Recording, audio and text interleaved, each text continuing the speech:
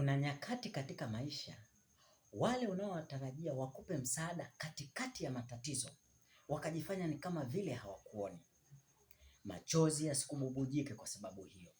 Wakati mwingine Mungu ndio anaruhusu hayo yatokee ili tu uache kuwaamini wanadamu na umtegemee yeye pekee. Kwani hujawahi kusikia ziko familia ambazo kuna mtu ni kama nguzo katika familia. Anapokuwa anaondoka duniani, watu mpaka wanazimia, wengine wanashindwa kustahimili, wanachukua na kamba wanaenda kujiua.